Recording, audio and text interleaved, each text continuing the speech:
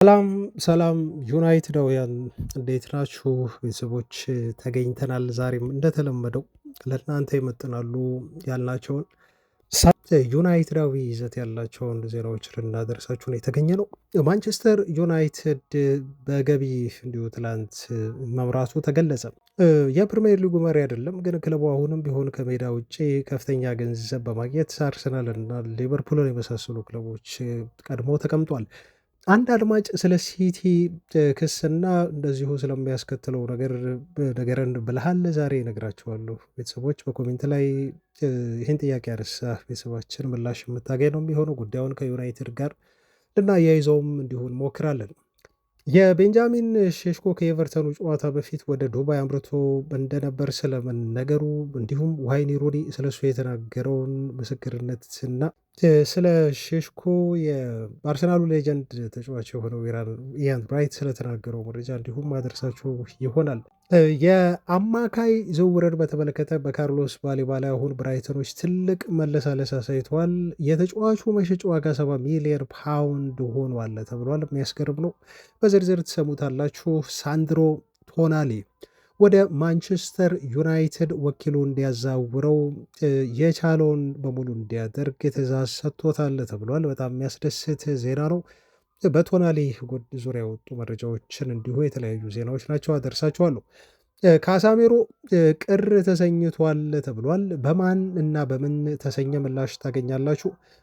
ከሳውዲ ይልቅ እንደዚሁ እዛው አውሮፓ ለመቆየት አስበዋል ተብሏል። ዩናይትዶች በበኩላቸው የእሱን ምትክ ወደ ስፔን ሳያማትሩ አይቀርም ተብሎ ከስፔን አንድ ተጫዋች ስሙ ተረስቷል። የወደፊቱ ታለንት የተባለውን አቡበከርን የ19 ዓመት ተከላካይ ነው ለማስፈረም ኖርዌይ ድረስ ይሄዳሉ ተብሎም ተነግሯል። እነኚህንና ሌሎችም ዜናዎች ይኖሩናል። እናንተ ብቻ ቪዲዮን ላይክ በማድረግ ሼር በማድረግ እና ኮሜንት በመስጠት ጥያቄዎቻችሁንም በኮሜንት በማስፈር አብራችሁን ሁኑ እንላለን። መልካም ቆይታ። በትላንት ቪዲዮ ላይ አንድ አድማጭ ኮሜንት እንዲሁ ሰጥተ ነበር። አስተያየት ወይ ጥያቄ ነክ ነገር ነው የተሰጠው ኮሜንት እና የሲቲን የቅጣት ጉዳይ እንዴት ታየዋለህ የሚል ሀሳብ ያለው ጥያቄ ነው። ፋብሪሶ ሮማኖም ሼር አድርጎታል እና ይሄ ነገር እውነት ነው ወይ ስለዚህ ነገር ነገረን አይነት የሚል ጥያቄ ነበር አንድ አድማጭ ያነሳው ኮሜንት ላይ እና ከሲቲ ጋር በተያያዘ ከባድ ነው። ለምን እንደዚህ አሁን ተቀጣጠለ? እስካሁን ድረስ ዝም ተብሎ ነበር። በነገራችሁ ላይ ሲቲ ፍርድ ቤት ቀርቦ ክለቡ ኮርቱ ከሰማ የሲቲን ኬዝ ከሰማና እንዲሁ ምላሽ ከተሰጠበት የሲቲ አመራሮች ቀርበው ፍርድ ቤት 14 ወራት ተቆጥረዋል። ቤተሰቦቻችን ይሄ ማለት 1 ዓመት ኦልሞስት አልፎታል። 1 ዓመት ከ2 ወራት ማለት ነው። እና አሁን ለምንድን ነው ታዲያ የተቀሰቀሰው ጉዳዩ እንደ አዲስ የተነሳው ከተባለ ምክንያቱ አሁን ፍርድ የሚሰጥበት ጊዜ በጣም ስለተቃረበ ነው። አይ ቲንክ በቀጣዮቹ ጥቂት ወራት ውስጥ ፍርድ ውሳኔ ይሰጣል ተብሎ ይጠበቃል። ለምን እስካሁን ድረስ ተቆየ ከተባለ ደግሞ የሲቲ ኬዝ በጣም ከባድ ነው። እንደምታውቁት ወደ 115 ቻርጅ ነው ያለባቸው። ይሄ 115 ቻርጅ በአንድ ህግ ጥሰት ብቻ በ115 ህግ ጥሰት ነው አሁን ሲቲ እየተጠየቀ የሚገኘው እና ትላንት እንደውም አንድ ፋንስ ዲቤት የሚል የስካይ ስፖርት ፕሮግራም አለ። እዛ ፕሮግራም ላይ የተለያዩ ክለቦች ደጋፊዎች ቀርበው ይከራከራሉ፣ ሀሳብ ያነሳሉ፣ ክለባቸውን ሰፖርት ያደርጋሉ። እንደዚህ አይነት ነገሮች የሚካሄዱበት ነው። ታዋቂ ሰዎችም ነበሩበት። ለምሳሌ ሮኒ ነበር እና በዚህ ፕሮግራም ላይ አንድ ደጋፊ ምን ሲል ሰማው መሰላችሁ? ሲቲ የቀረበበት መረጃ ታምናላችሁ ቤተሰቦቻችን? 500,000 ዶክመንት ቀርቦበታል። መረጃ ነው ያልኳቸው። ኦልሞስት ወደ 500 ሺህ እና ከዛ በላይ የሆኑ ዶክመንቶች በትክክል ሲቲ ጥፋተኛ እንደሆነ ሊያረጋግጡ የሚችሉ ኤቪደንሶች ነው ለፍርድ ቤቱ ቀረበ ተብሎ የተነገረው ማለት ነው ቤተሰቦቻችን። ይሄ ምን ያህል የሲቲ ኬዝ በጣም በጣም ከባድ እንደሆነ እናንተ እንደምታስቡት ይሄ ተራ የሆነ ይሄ የ10 ነጥብ ቅነሳ ወይ ቀለል ያለ ቅጣት አይደለም ሲቲን የሚጠብቀው። ኢቨን ወደ ነን ፕሮፌሽናል ሊግ ሁሉ ሊወርድ ይችላል ተብሎ ነው እየተነገረ ያለው። በእያንዳንዱ ኬዝ በእያንዳንዱ ጥፋታቸው ላይ እያንዳንዱ የሚያስከትላቸው የሆኑ ጥሰቶቹ የሚያመጧቸው የሆኑ የፍርድ ውሳኔዎች አሉ ማለት ነው ቤተሰቦች። አሁን ይሄን ስላችሁ 115 ኬዙ 115 የተከሰሱበት ነገር በሙሉ ጥፋተኛ ላይሆኑም ደግሞ ይችላሉ። ይሄን ማሰብ መቻል አለብን። ኢቨን ግን ከ115ቱ ኢቨን ሃፉን ነፃ ወጥተው መረጃ አቅርበው አሳምነው ፍርድ ቤቱን እነሱ ነፃ ቢወጡ እንኳን 50 ያህል ክስ ግማሹን ብንወስድ እንኳን 50 ያህል ክስ በቂ ነው ሲቲን ከፕሪሚየር ሊጉ ለማውረድ ወይ ወደ ሊግ ዋን ሊግ ቱ ከሻምፒዮንሺፕ በታችም ወይ ነን ፕሮፌሽናል በሆኑ ሊጎች ውስጥ ለማውረድ ሲቲን የቀሩት 50 የክስ ኬዞች በራሱ በጣም ከበቂ በላይ ናቸው። ክብደቶቻቸው በጣም ከባድ ነው። ሲደራረብ አንድ ኬዝ በሌላኛው ኬዝ እየተደራረበ ሲመጣ ሲቲ ላይ ነገሮችን ነው በጣም አድርገው የሚያከብዱትና የሲቲ ኬዝ አሁን ፍርድ ሊሰጥበት እጅግ በጣም ተቃርቧል። ፋብሪሶ ሮማኖ እሱ ያገኘውን መረጃ ነው ሼር የሚያደርገው። በነገራቸው ላይ ፌስቡክ ላይ ብዙ ሰዎች ያው ፋብሪሶ ሮማኖ ይሄን ነገር ፖስቶ እና እውነት ነው በቃ ሲቲ ሊቀነስበት ነው ማለት ነው የሚል ድምዳሜ ላይ ተደርሷል። ይህን ስል ፋብሪሶ ሮማኖ ሼር ስላደረገው ይሄ ሲቲ ላይ ቅጣት አይደርስም ለማለት አይደለም፣ ግን እሱ ፖስት ሲያደርገው ነገሮች በጣም ይገናሉ እና በሚፈለገው ፍጥነት አሁን ውሳኔ ላይ ይሰጥ ይችላል። ቀጣይ ወራትን መጠበቅ ሊኖርብን ይችላል። ግን አሁን ስቲል በጣም ተቃርቧል። ሲቲ ምናልባት በእግር ኳስ ታሪክ ታይቶ የማይታወቅ እጅግ በጣም ከበድ ያለ ቅጣት ከፊቱ ይጠብቀዋል እና የሲቲ ኬዝ አሁን እናውራው ቢባል ምናልባት የአንድ ሰዓት ፕሮግራም ላይ በቃ ይችላል። በምን ምክንያት ተከሰሱ ምናምን የሚለውን ነገር በዝርዝር ብናይ ማለት ነው። ኦፍኮርስ ከዩናይትድ ጋር ሊያገናኘው የሚችለው ክለቡ ከዚህ በፊት አግኝቷቸው የነበሩ ዋንጫዎች ለዩናይትድ አንድ ሁለት ሁሉ ሊሰጡ ይችላሉ። ምክንያቱም በዛ ዘመን ጀምሮ ቅጣቱን ሲቲ ፍርድ ስለሚሰጥበት ማለት ነው። የአንድ ዓመት ብቻ ኬዝ አይደለም። በነገራቸው ለቤተሰቦቻችን የተጠራቀሙ ተከታታይ ዓመታት ኬዞች ነው እየታዩበት ያለው። ለዛ ነው ሲቲን እንደ ክለብ በአጠቃላይ ህልውናውን በጣም ጥያቄ ውስጥ የሚጥል ትልቅ ፍርድ ሂደት ላይ የሚገኘው ኢቨን የስፔን እግር ኳስ ማህበር ፕሬዚዳንት ሁሉ ሳይቀሩ እንግሊዝ እግር ኳስ ማህበር እስካሁን ድረስ ክሱን በዚህ ሁኔታ ፍርዱን ለመስጠት ከዓመት በላይ መውሰዱ በራሱ እዛ ቦታ ትክክል ያልሆነ ነገር እንዳለ የሚያሳይ ነው ሲሉ አስተያየት ቴባስ መስጠታቸው ይታወቃል። በዚህ መሀል በነገራችን ላይ ዩናይትድ ተጠቃሚ መሆኑ አይቀርም። ግን ያው ብዙ ጊዜ እግር ኳስ ደስ የሚለው በእንደዚህ አይነት ቅጣቶች አንድ ቡድን ዋንጫ ከሚያገኝ በኖርማል ተፎካክሮ የሚያገኘው ዋንጫ ይበልጥ ጣዕም ያለው ይመስለኛል። ለማንኛውም የሲቲ ሁኔታ አሁንም መነጋገሪያነቱን ይቀጥላል። ባጭሩ ስንመለከተው የሲቲ ኬዝ ይሄን ነው የሚመስለው። ወደ ክለባችን ዩናይትድ ደግሞ እንመለስ።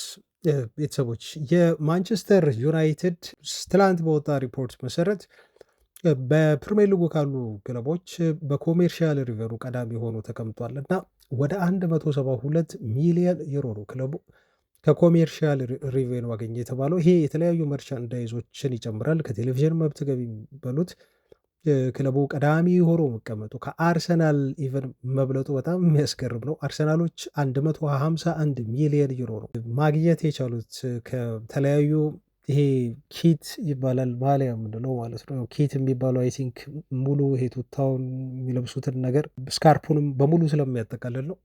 እንደዚሁም መርቻንዳይስ የሚሉት ነገር አለ። እስከ ኩባያ ድረስ ያመርታሉ።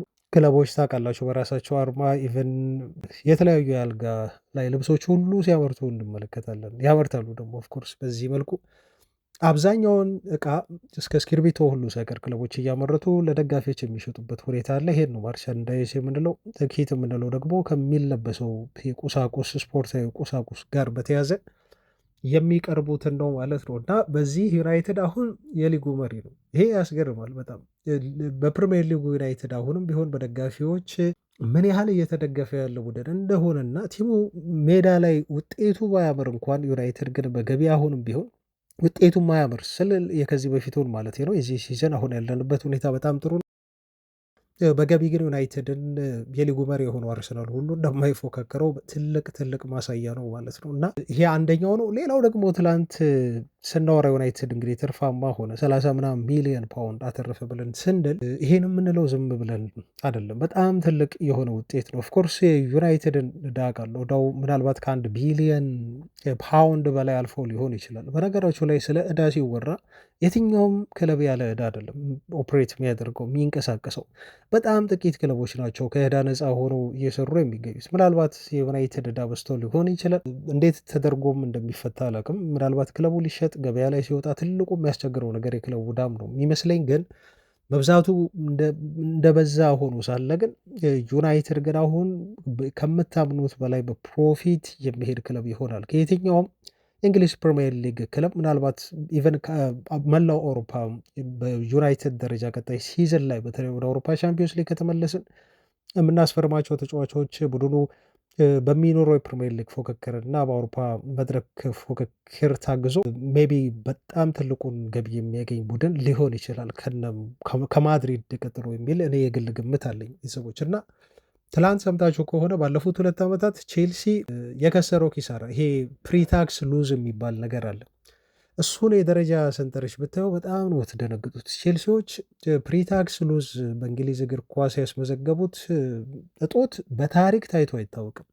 ወደ 342 ሚሊዮን ፓውንድ ነው ክለቡ ኪሳራ አስመዝግበው ሪፖርት የተደረገበት ማለት ነው። ዩናይትድን እዚህ ጋር አታገኙትም በፍጹም። ዩናይትድ አሁን ክለቡን ገቢና ወጪ አመጣጥኖ ዝውውሮችን የሚፈጽም ቡድን ነው በነገራችሁ ላይ ዩናይትድ። ቼልሲ 342 ሚሊዮን ፓውንድ ነው ሉዝ ያስመዘገበው ማለት ነው። እና ይሄ ሁሉ ተጫዋቾች ሲያስፈርሙ በአንድ የዝውውር መስኮት 15 ተጫዋች ሲያመጡ አንድ ሙሉ ቲም ሲሰሩ የሆነ ልክ ያልሆነ ነገር እንዳለ ታውቃላችሁ። ሌሎችንም ክለቦች ተመልከቱ። ለምሳሌ ሊዮን 165 ነው ተባለ፣ ቶተንሃም 124፣ ማርሴ እንደዚሁ አይ ቲንክ ማርሴይ 88፣ 82 ላይ ደግሞ አስቶን ቪላ አሁን ሊሸጥ ነው ተጫዋች እየተባለ ነው ተገፋፍቶ ማለት ነው። ኖቲንግሃም ፎረስት 79 ላይ ነው ያለው።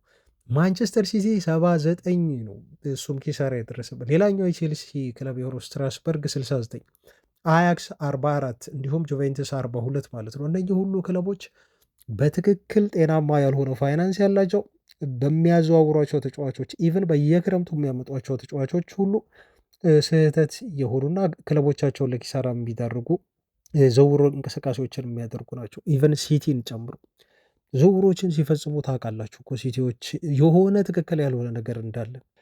ከሲቲ ያልተናነሰ ገቢ የሚያገኝ ክለብ አለ ዩናይትድ ሲቆጠብ ታያላችሁ። ወይ አርሰናል ያለውን ባላንስ አመጣጥኖ ተጫዋቾችን ሲገዛ ታያላችሁ። ሲቲ ቤት ግን ያ ነገር የለም ማለት ነው። ገደብ አልባ የሆነ የገንዘብ አወጣጥ። በጥር የዝውውር መስኮት 6 ተጫዋች ሊያስፈርሙ ይችላሉ። ክረምት ላይ ደግሞ 5 ሊጨምሩ ይችላሉ።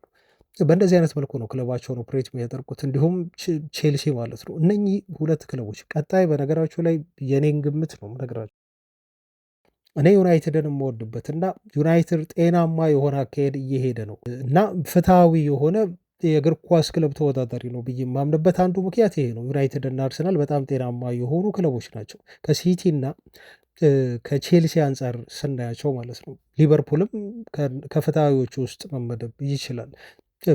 ባለው ገቢ ልክ ነው እያወጣ ጤናማ የሆነ የእግር ኳስ ፉክክር እየፈጠረ የሚገኘው። ቀጣይ የኔ ፕሪዲክት ነው ከሲቲ ሚን ከፍተኛ የሆነ የፍርድ ቤት ውሳኔ በኋላ ቀጣይ ታርጌት የሚደረገው ክለብና ለፍርድ ሊቀርብ ይችላል ከዚህ ጋር በተያያዘ ብዬ የማስበው ክለብ ቼልሲ ነው። ቼልሲ በጣም አደጋ ላይ ያለ ክለብ ነው በግሌ የሚመስለኝ። ለማንኛውም ዩናይትድ በገቢ ትርፋማ ሆኗል የሚለው የትላንቱ ሪፖርት ውጤት ተያይዞ ይሄን እንድናነሳ ሆነ። ወደ ዜናዎቻችን እንለፍ። ደግሞ አጠር እያደረግን ዜናዎቻችንን እንመለከታለን። የቤንጃሚን ሼሽኮን ጉዳይ እናንሳና ሼሽኮ ክለቡ ረፍት ባደረገበት ወቅት ለ14 ቀናት ተጫዋቾቻችን አማራጭ በተሰጣቸው ወቅት ምን ይሻላችኋል? በካሪንግተን ቆይታችሁ ልምምድ ትሰራላችሁ ወይንስ ደግሞ የተወሰኑ ቀናትን ሳምንት ረፍት በማድረግ ከቤተሰቦቻችሁ ጋር ወደምትወዱት ስፍራ አምርታችሁ ኢንጆይ ታደርጋላችሁ የሚል ጥያቄ ሲነሳ ተጫዋቾች የራሳቸውን ምርጫ መርጦ ነበር። አንዳንዶች ወደ ዱባይ አምርተዋል። ለምሳሌ እነ ሌኒዮሮ እና እነ ሄቨን የመሳሰሉ ፎቶዎችን ተመልክታችኋል። ያልሰማነውና ብዙ ያላየነው በማህበራዊ ሚዲያም ላይ እንዲሁ ተጋርቶ ያልነበረው ግን ወደ ዱባይ የሄደው ቤንጃሚን ሼሽኮ ጉዳይ ነው እና ቤንጃሚን ሼሽኮ ከማህበራዊ ድህረ ገጾች መራቁ አንዱ ትልቁ የጠቀመው ነገር ይሄ ነው። ትልቁ ደግሞ የጎዳን ነገር ሼሽኮ ዱባይ እንደሄደ ፎቶዎችን የሆነ ነገሮችን ፖስት እያደረገ ባለመግለጹ እኛ ደግሞ እንደ ዜና አቅራቢ ለሚዲያው ኮንሲ የምናደርገው ነገር አሳጥቶናል። ለማንኛውም ያ ነገር ካለፈ በኋላ ይሄ ዜና ወጥቷል። ከኤቨርተን ጋር ከመጫወታችን በፊት ቀደም ብሎ ወደ ዱባይ ሄዶ በከፍተኛ የግል ትሬኒዎች ሲሰለጥን ነበር። በአንዳንድ ብቃቶቹ ላይ ማሻሻያዎችን ለማድረግ ብቁ በሆኑ ፕሮፌሽናል አሰልጣኞች ነው ወደ ዱባይ አምርቶ በግል ስልጠናውን ሲወስድ የነበረው ቤንጃሚን ሼሽኮ ተብሏል። ይሄም ስልጠናውና ትጋቱ ውጤት አምጥቶለት ኤቨርተን ላይ በጣም ግሩም የሆነች ጎል እንዲሁ ማስቆጠር ችሏል። አባከነ እንጂ ሁለተኛ ጎልም እንዲሁ ማከል ይችል ነበር ቤንጃሚን ሼሽኮ። ይሄ ጥረቱ አሁን በደጋፊዎች እየተወደሰለት ይገኛል። ኢቨን በአንዳንድ ሌጀንድ ተጫዋቾች ሁሉ ሳይቀር ሼሽኮ አሁን እየተሞካሸ ነው ያለው።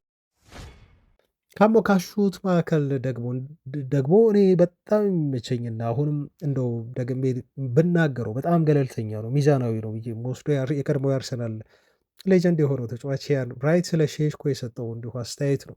ቤንጃሚን ሼሽኮ በጣም የሚያስገርም ጅማሮ ነው እያደረገ የሚገኘው ነው የሚለው አሁን የእግር ኳስ ህይወቱን በደንብ አድርጎ የጀመረ ይመስለኛል ብሏል። የእግር ኳስ ምዕራፉን በእንግሊዝ በደንብ ጀምሮታል። ሼሽኮ ከዚህ በኋላ ጎል ማስቆጠሩን ይቀጥላል ብሎ ነው እንግዲህ የሚናገረው።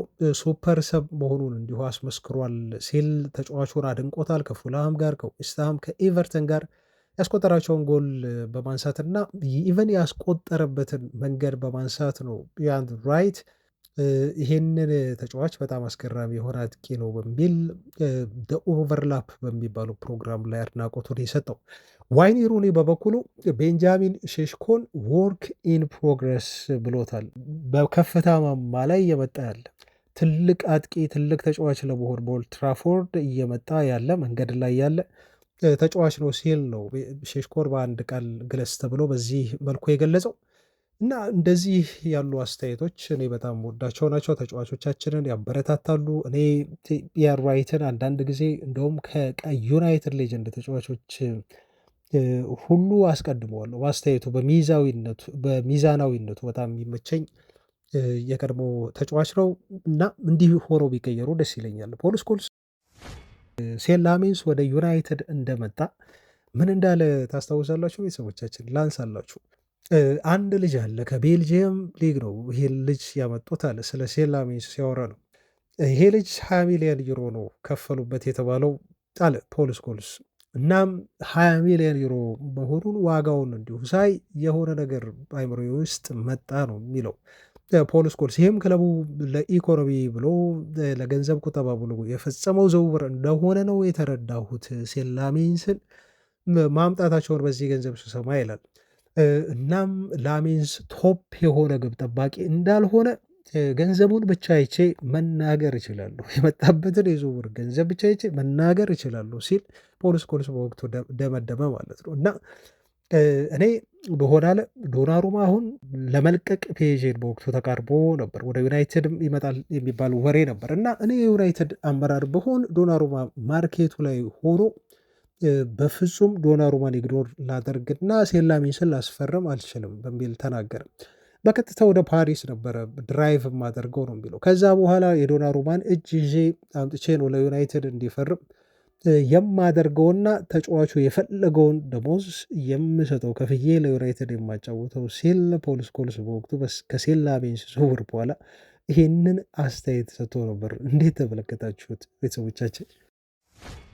ቀጥለናል ቤተሰቦቻችን። አሁንም መረጃዎቻችን አልተነኩም፣ ይቀጥላሉ። በርከት ያሉ ዜናዎች አሉን። ቪዲዮን ላይክ ማድረጋችሁን ደግሞ አትርሱ፣ ያበረታታናል እና ፋሚሊዎች። ስለ ዝውውር ደግሞ እናወራና የካርሎስ ባሌባን ዜና ነው አሁንም አድርሳችሁ። ባሌባ ወደ ዩናይትድ ይመጣል የሚሉ መረጃዎች እየተቀዛቀዙ መምጣታቸውን ከዚህ በፊት ነግረናቸው ነበር። ይሄ ጉዳይ መቀዛቀዙ ደግሞ አሁን ስቲል እኔ ከተጫዋቹ ወቅታዊ ብቃት አንጻር ይመስለኛል። ከጀርባ ደግሞ የተጫዋቹን ወቅታዊ ብቃት ማላምንበት ደግሞ የራሱ የሆኑ ምክንያቶች አሉ። ከዚህ በፊት ተናግሬዋለሁ። ባሌባ አንድ ሲዝን ላይ እንደዛ ምርጥ ተጫዋች ሆኖ በጣም እንደው የሚገርም የአማካይ ስፍራ ተጫዋች ሆኖ ብራይተሮች ዩቲዩብ ላይ ለቀውት ነበረ። የአምናውን የባሌባን ፐርፎርማንስ ማለት ነው። የማይታመን የሆነ የአማካይ ስፍራ ተጫዋች ነበረ አምና እና በአንድ ጊዜ አንድ ተጫዋች በዚህ ያህል ፍጥነት እንዴት ብቃቱ ሊወርድ ይችላል የሚለው ጥያቄ ነው ሁሌም ውስጤን ሂት ያደርገዋል።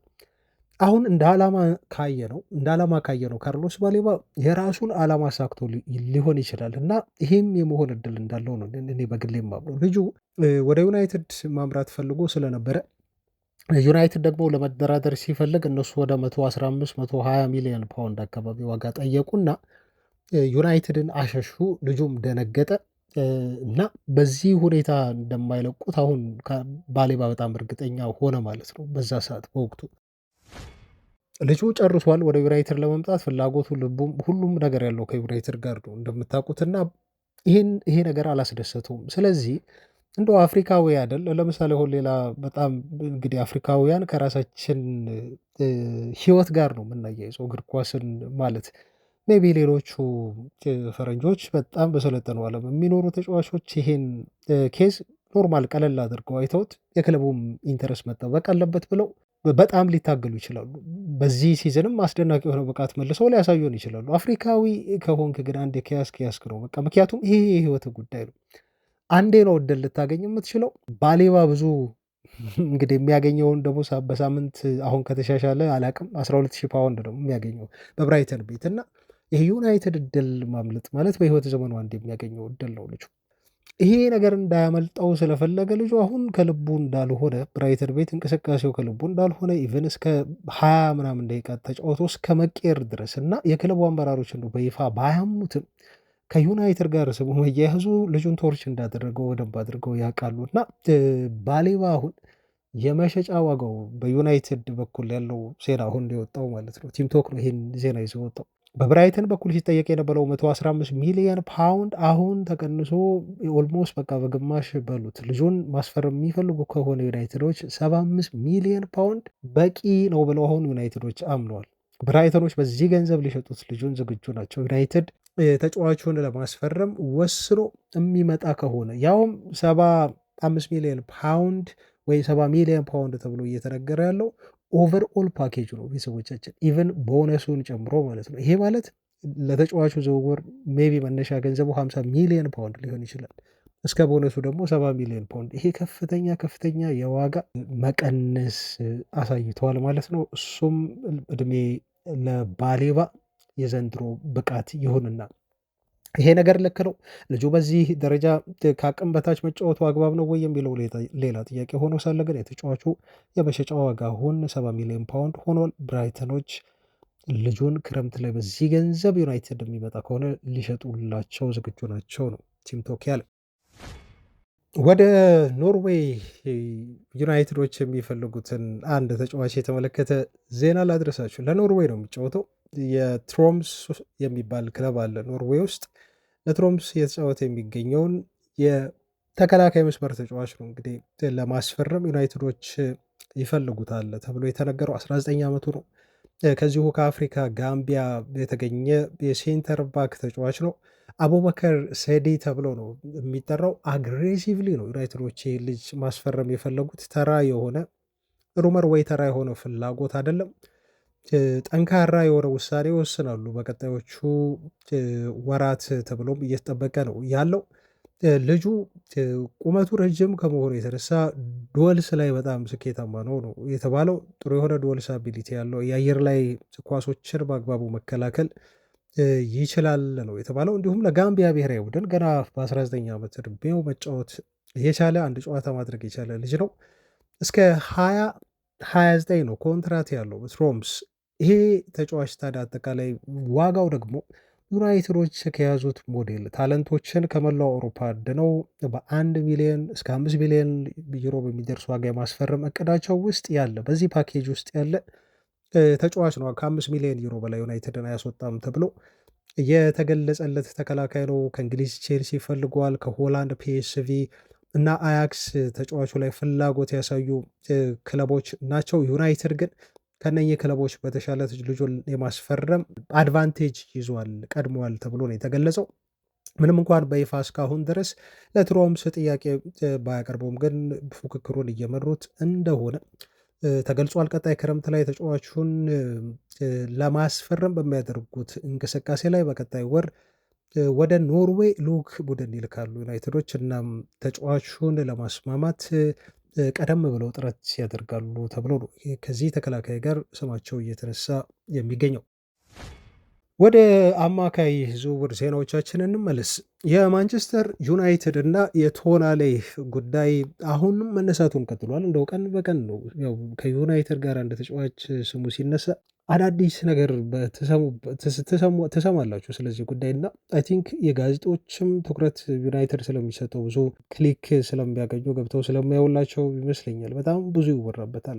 ይነሳ ብቻ እንደ ተጫዋቹ ስሙ እንጂ ቀን በቀን ዜና ማግኘታችን አይቀርም እና ስለ ቶናሊም አሁን አንዳንድ ጊዜ እንዳይበዛ ብዬ ሁሉ ምዘልበት ምተውበት ጊዜ ያለ ይደጋገማል። አንዳንድ ጊዜ ዜናው ይሄ የዝውውር ዜናዎች ባህሪ ነው እና አሁን ከዚህ በኋላም በተደጋጋሚ እንደዚህ አይነት ነገሮችን ልንሰማ እንችላለን። ግን እንደው ትላንት የተለየ ነገር ነው ብዬ ያሰብኩት አንድ መረጃ ምንድን ነው የክሬግ ሆፕ የተባለ የዴይሊ ሜል ጋዜጣ ጸሐፊ አለ። ይሄ ሰው የኒውካስል ዩናይትድ ሪፖርተር ነው። ስፔሻሊ ስለ ኒውካስል ሪፖርት ያደርጋል እና የኒውካስልን ውስጣዊ ጉዳይ በደንብ የሚያውቅ ጋዜጠኛ ስለሆነ ይሄ ዌይት አለው ብዬ ነው አሁን የምነግራችሁ። መረጃው ምንድን ነው እሱ ያለን ከዚህ በፊት ስንሰማ እና የተነገረን ቶናሌ ወደ ጣሊያን ማምራት ይፈልጋል እና ለጁቬንትስ በተለይ ሄዶ ቢጫወት ደስተኛ ነው የሚል ሪፖርት ነበረ። እሱ አሁን ይሄ ጋዜጠኛ ክሬግ ግን አስተባብሎታል ጉዳዩን ማለት ነው። አዲሱ ነገር ይሄ ነው። ምንድን ነው የሚለው እሱ ማንቸስተር ዩናይትድ የሚፈልገው አማካይ ሳንድሮ ቶናሊ ወደ ጣሊያን ለመመለስ ፕላን አድርጎ አይደለም ያለው ብሏል። ምንም እንኳን ስሙ ከጁቬንትስ ጋር ተይዞ ቢነሳም ሲል ገልጿል። ተጫዋቹ እንደሚያምነው ከሆነ አለ ጋዜጠኛው ፕሪሚየር ሊግ መቆየት በፕሪሚየር ሊጉ እየተጫወተ መቆየት ተጫዋቹ የሚመርጠው ነገር ነው። ምክንያቱም ለእግር ኳስ ኬሪየሩ እንግሊዝ ፕሪሚየር ሊግ የተሻለ እንደሆነ ያስባል ብሎ ነው እሱ የተናገረው ማለት ነው። እና የሊጉ ኮምፒቲቲቭነስ ተፎካካሪነት ከሴሪያው አንጻር ከግምት ሲያስገባው ቶናሊ ወደ ጣሊያን ከማምራት ይልቅ እንግሊዝ ውስጥ መቆየትን ምርጫው ያደርጋል ብሎ ነው ማለት ነው። ይህ ለኒውካስል ዩናይትድ ቅርብ የሆነ ጋዜጠኛ የገለጸው። ከዚህ በፊት እኔም አንድ መረጃ ነግሬያችሁ ነበረ። ምክንያቱም ቶናሌ ከጣሊያን ሴሪያ ይልቅ እንግሊዝ ወደ አንዱ ክለብ ሊዛወር የሚችልበት በጣም ሰፊ እድል እንዳለ በፋይናንስ ምክንያት ነግራችሁ ነበር። ጁቬንቱስ ኒውካስል የሚጠይቀውን 80 ወይ 100 ሚሊዮን ዩሮ መክፈል የሚችል ቡድን አይደለም። ይሄን በደንብ አድርገን የምናውቀው ጉዳይ ነው። እንዲሁም ቶናሊ የሚጠይቀውን ሳምንታዊ ደሞዝ ወይ 200 ሺህ ፓውንድ በሳምንት መክፈል የሚችሉ ክለቦች አይደሉም ጣሊያን ውስጥ ያሉት። በጣም ኢኮኖሚያቸውን ነው ሊያቃውሱ የሚችሉት እና ለነሱ የሚመከር አይነት አጥቂ አይደለም አሁን ካለው ማርኬት ቫሊዩ እና በአጠቃላይ ዝውውሩ ከሚያስፈልገው የገንዘብ ፓኬጅ አንጻር የእንግሊዝ ክለቦች ብቻ ነው ሊችሉት የሚችሉት ልጁ። ይሄ አንድ ለዩናይትድ አድቫንቴጅ ነው ብዬ ስናገር ነበር። ሌላው ትላንት ያየሁት አንድ አዲስ መረጃ ኦፊሻል አይደለም፣ ይሄ በደንብ የታወቀ ኦፊሻል የሆነ ድረገጽ ባይሆንም ግን ይሄ ማን ዩናይትድ አዲክት የሚባል አንድ የትዊተር ገጽ አለ። እሱ እንዳለው ከሆነ ቶናሌ ለወኪሉ የቻልከውን ሁሉ ነገር አድርገህ ወደ ዩናይትድ ውሰደኝ የሚል ትዕዛዝ ሰጥቶታል። የዩናይትድ ዝውውሩን እውን እንዲያደርግለትና ወደ ማንቸስተር ዩናይትድ ዝውውሩን እንዲጨርስለት ነው ነገረው የተባለው። አት ኦል ኮስትስ ነው የተባለው። ይሄ በጣም ጥሩ ዜና ይመስለኛል ቤተሰቦች። እውነት ከሆነ መረጃው እውነት ከሆነ ይሄ ፉትቦል ማንቸስተር ዩናይትድ አዲክትስ የሚለው ትዊተር አካውንት አንዳንድ ጊዜ የሚያወጣቸው መረጃዎች ትንሽ ተአማኝ ናቸው። ስለዚህ ይሆናሉ ስናያቸው። ቶናሊ ደግሞ በዚህ ደረጃ ወኪሉ ወደ ማንቸስተር ዩናይትድ እንዲዛወር እንዲያደርገው ትዕዛዝ ከሰጠው ደግሞ ዝውውሩ የመፈጸም እድሉ በጣም ቀላል ይሆናል ብዬ ነው በግል የማስበው እና ሌሎች ክለቦች ሊመጡ ይችላሉ። ለምሳሌ ሲቲ ሊመጣ ይችላል። ግን ሲቲም የራሱ የሆነ ችግር አለበት። ቤተሰቦቻችን እንደምታውቁት አሁን ይሄ ከዝውውር ጋር በተያያዘ በተለይ ተጫዋቾች የክሱን ፍርድ እየተቃረበ በመጣ ቁጥር ጥያቄ ያነሳሉ። ከሲቲ ጋር ወርደው ሊጫወቱ አይችሉም። ይሄ የታወቀ ነው። ሌሎች ክለቦች ደግሞ አሉ። ለምሳሌ አርሰናል አማካይ ይፈልጋል ተብሏል። ኦፍኮርስ አርሰናል ልጁን ከፈለገው ከዩናይትድ ጋር በደንብ ሊፎካከር ይችላል። ግን መጨረሻ ላይ ዞሮ ዞሮ የሚሆነው እንግዲህ ልጁ ፍላጎት ነው። የትኛው ክለብ እኔ መጫወት እፈልጋለሁ የሚለውን ቶናሊ ዩናይትድ መጫወት ከፈለገ የሚያቆመው የለም። ወደ ዩናይትድ መጥቶ የመጫወት እድሉ በጣም ሰፊ ነው የሚሆነው ልክ ብሪያን ምቡሞና ማቲያስ ኩኛ እንዳደረጉት ማለት ነው። እንደውም አንዳንድ የእግር ኳስ ቤተሰቦች ልጁ ወደ ዩናይትድ መጥቶ መጫወት ፍላጎት ከሌለው ወደ ጣሊያን ብሎ የሚል ከሆነ መተው ነው። ዩናይትድ እንደዚህ አይነት ዝውውሮችን መፈጸም የለበትም። ሳይፈልግ መቶ የሚጫወት ተጫዋች ዩናይትድ አያስፈልገውም የሚል ሁሉ ሀሳብ በማህበራዊ ድረገጽ ላይ ሲሰጡ ተመልክቻለሁ። አሁን ግን እንደተባለው ወኪሉ የሆነውን የሄደበትን መንገድ ሁሉ ሄዶ ለዩናይትድ እንዲፈርምና እንዲጫወት እንዲያደርገው ጠይቋል መባሉ አይ ቲንክ ጥሩ ዜና ይመስለኛል። ስለ ካዛሜሮ ላንሳ ቤተሰቦች። ካዛሜሮ ከዚህ ሲዝን መጠናቀቅ በኋላ ከዩናይትድ ይለቃል። ለዩናይትድ በጣም ጥሩ ዜና ከደሞዝ ቢሉ ላይ ካዛሜሮን ማንሳቱ ነው። 18 ቢሊዮን ፓውንድ ብያቸዋለሁ። እሱ በሲለቅ ዩናይትድ ይሄን ደሞዝ ነፃ ያደርጋል። በአጠቃላይ ትላንትም ስናወራበት ነበር። ከደሞዝ ቢላችን ላይ የምናነሳቸው ተጫዋቾች በቀጣይ ሲዝን በጣም ብዙ ናቸው። እስከ 50 እና ከዛ ሚሊዮን ፓውንድ በላይ ክለቡ ገንዘብ ይቀንሳል። በዚህ ምክንያት እሱን ለመተካትም ደግሞ ወደ ገበያ ወደ ማርኬቱ መውጣቱ አይቀርም። ዩናይትድ ምናልባት በሱ ግማሽ ደሞዝ ሊሆን ይችላል ተጫዋች የሚያስፈርመው እንጂ ማስፈረሙ የሚቀር አይመስልም። አሁን ካሳሜሮ ወደ ሳውዲ ከመሄድ ይልቅ ወደ 1 ሚሊዮን ፓውንድ በሳምንት ያቀርቡለት የሳውዲ ክለቦች ነበሩ። ግን በከፍተኛ ደረጃ አውሮፓ ውስጥ መጫወት ይፈልጋል ተብሏል እና አይኑን አሁን ወደ ጣሊያን ሴሪያ ሳያማትር አይቀርም። እኔ በግሌ ጣሊያን ሴሪያን እንግዲህ የእንግሊዝ ፕሪሚየር ሊግ ጡረታ መውጫ ቦታ ብዬ ነው አድርጌ የምወስደው፣ ወይ ስፓኒሽ ላሊጋ ጡረታ መውጫ አድርጌ ወስደዋለሁ። ጣሊያን ሴሪያ በእንግሊዝ መጫወት የበቃቸው ተጫዋቾች እና ፕራይማቸውን የጨረሱ ተጫዋቾች ሄደው የሚጫወቱበት ሊግ አድርጌ ስለመቆጥረው ለምሳሌ ሉካ ሞድሪች እየተጫወተበት ላለው ክለብ ኤሲ ሚላን ተጫዋቹ ሊጫወት ይችላል ከቀድሞ የሪያል ማድሪድ አጋሩ ጋር ወደዛ አምርቶ ተብሎ ተገልጿል። ስለዚህ ካዛሜሮ አሁን ወደ ሳውዲ ፕሮ ሊግ የሚሄድበት ጊዜ አይደለም ብሎ ያመነ ነው የሚመስለው። ሪፖርቱ የሳሙኤል ሉካረስት ነው። በነገራችሁ ላይ ካዛሜሮ በዩናይትድ ቤት አንድ ሰው ላይ ጣቂመዋል ተብሏል። እሱም የክለቡ ባለቤት የሆኑት ሰር ጂም ራትክሊፍ ላይ ነው። የሆነ ጊዜ ወጥተው ቃለመጠይቅ ሲሰጡ ካስታወሳችሁ እንደው ሰውየው በጣም በሳል አይደሉም። ገንዘቡ ይኑራቸው እንጂ አይምሮ ሁሉ ያላቸው አይመስለኝም። ቤተሰቦች በቅርቡ የሰጡትን አስተያየት ሁሉ እናንተ ታዝባችኋል ብዬ አስባለሁ።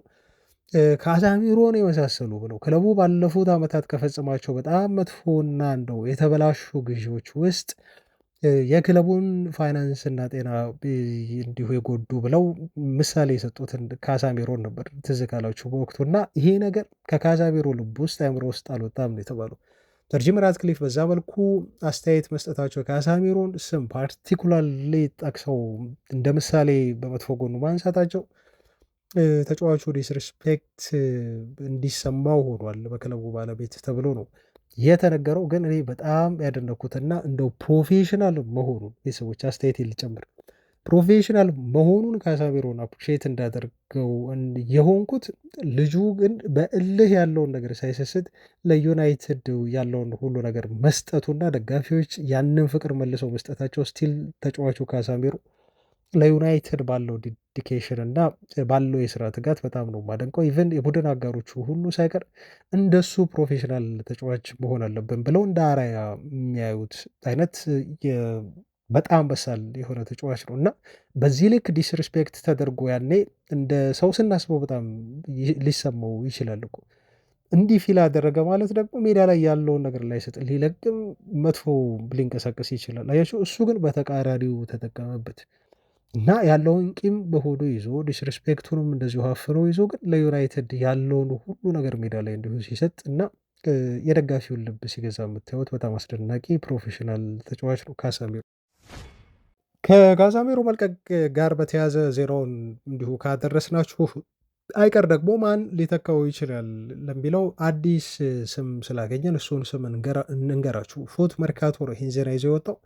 እንደ ፉት ሜርካቶ ዘገባ ከሆነ ዩናይትዶች የቪያሪያሉን የአማካይ ስፍራ ተጫዋች ፔፕ ጉዌን ማስፈረምና ለካዛሜሮ ቀጥተኛ ምትክ ማድረግ ይፈልጋሉ ተብሎ ነው ትላንት በተለይ መረጃው በስፋት እየተሰራጨው። ይህ ሴኔጋላዊ ኢንተርናሽናል የአማካይ ስፍራ ተጫዋች የካዛሜሮን ቦታ በአግባቡ መሸፈን የሚችል አማካይ እንደሆነ ነው በዩናይትድ ሰዎች የታመነበት ተብሎ ተነግሯል። እንግዲህ ብዙ የአማካይ ዝርዝሮች ነው በዩናይትድ ግዢ ሊስት ውስጥ የሚገኙት በጣም ብዙ ቤተሰቦቻችን አማዱ ኦናና ከአስቶን ቪላ ለምሳሌ፣ ኢልየት አንደርሰን ከኖቲንግሃም ፎረስት፣ አዳም ዋርተን ከክሪስታል ፓላስ፣ ካርሎስ ባሌባ ከብራይተን፣ አሌክስ ስኮት ከበርንመዝ፣ አሌክሲስ ማክአሊስተር ከሊቨርፑል፣ ሳንድሮ ቶናሌ ከኒውካስል፣ ኤድዋርዶ ካማቪንጋ ከሪያል ማድሪድ፣ ሃክኔ ከሚድልስቦሮ፣ አሌክሳንደር ስታኖቪች ከብረግ እንዲሁም አዩብ ቡአዲ ከሊል፣ ክሪስቶስ ማዞኪቲስ ከኦሎምፒያኮስ ይሄ ታዳጊ ተጫዋች ነው። እንዲሁም ከስፖርቲንግ ሊዝበን ሞርተን ሂልመንድ የዩናይትድ የአማካይ ክፍል ላይ የካሳሚሮን ቦታ ይተካሉ ወይንም በዩናይትድ የአማካይ ክፍል ግዢ ሊስት ውስጥ የተያዙ ተጫዋቾች ተብለው የተጠቀሱ ናቸው። ከነኚህም ውጭ እንደነ ንሜቻ እና ቅድም የነገርኳቸው እንዲሁ ቪያሪያሉ የአማካይ ስፍራ ተጫዋች ጉዌ ስማቸው እየተነሱ ነው የሚገኘው። ቤተሰቦች ይህንን ይመስላል። አብራችሁኝ ስለነበራችሁ እጅግ ከልብ አመሰግናለሁ። የዛሬ መረጃዎቼ በዚህ ይጠናቀቁ። ነገ ግን አገኛችኋለሁ። ኦፍኮርስ ቅዳሜ ነው፣ የጨዋታ ቀን ነው። እኛ ጨዋታችንን የምናደርገው ግን እሁድ በመሆኑ ነገም እንገናኛለን። በነገራችሁ ላይ ቼክ አድርጉኝ። ሰላም ሁኑ። እስከዛ ባይ